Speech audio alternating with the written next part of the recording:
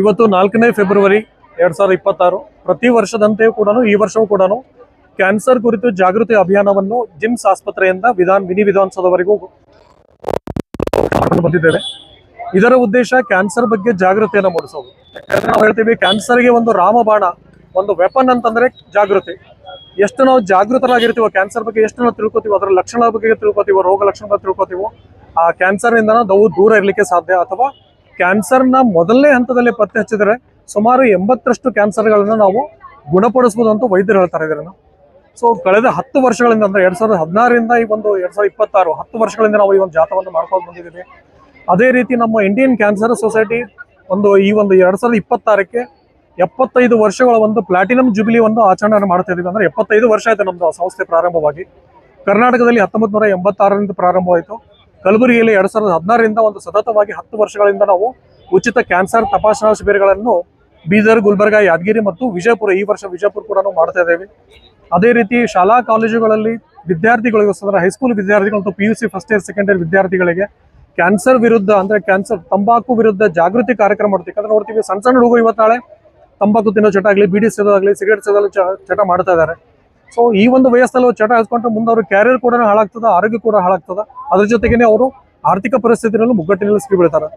So ಈ ಒಂದು ನಿಟ್ಟಿನಲ್ಲಿ ಇವತ್ತಾಳೆ ನೋಡ್ತೀವಿ ಒಂದು ಸಿಗರೇಟ್ ಅಂತ ಕೂಡ ಬರ್ತಾ ಇದೆ.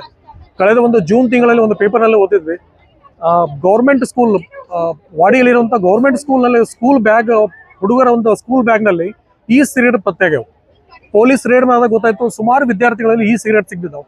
ಆ ತಂದೆ ತಾಯಿಗೆ ನೋಡಿದ್ರೆ ಏನಾಗ್ತದೆ, ಪೆನ್ ಗತೆನೆ ಕಾಣಿಸ್ತಾವೆ. ಯಾರೇ ತಂದೆ ತಾಯಿ ನೋಡಿ ಇದು ಪೆನ್ ಇರ್ಬೋದು ಅಂತ ಅನಿಸ್ತದೆ, ಅದರ ಪೆನ್ ರೂಪದಲ್ಲಿರುವಂತ ಸಿಗರೇಟ್ಗಳು. ಅದ್ರ ಬಗ್ಗೆ ಕೂಡ ನಾವು ಸಾಕಷ್ಟು ಜನರಿಗೆ ಇದನ್ನು ಜಾಗೃತಿಯನ್ನು ಮೂಡಿಸಿದ್ದೇವೆ.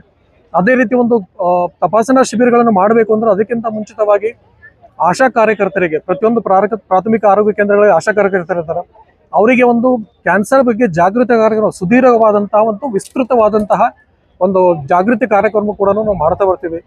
ಸುಮಾರು ಇಲ್ಲಿವರೆಗೆ ಒಂದು ವರ್ಷದಲ್ಲೇ 900ಕ್ಕೂ ಅಧಿಕ ಆಶಾ ಕಾರ್ಯಕರ್ತರಿಗೆ ಕ್ಯಾನ್ಸರ್ ಕುರಿತಂತ ಬಾಯಿ ಕ್ಯಾನ್ಸರ್, ಸ್ತನ ಕ್ಯಾನ್ಸರ್ ಮತ್ತು ಗರ್ಭಕಂಠದ ಕ್ಯಾನ್ಸರ್, ವಿಶೇಷವಾಗಿ 3 ಕ್ಯಾನ್ಸರ್ಗಳಿಗೆ ಸುದೀರ್ಘವಾದಂತಹ ಒಂದು ಅಭಿಯಾನವನ್ನು ಕೂಡ ನಡೆಸ್ತೀವಿ ಅವರಿಗೆ.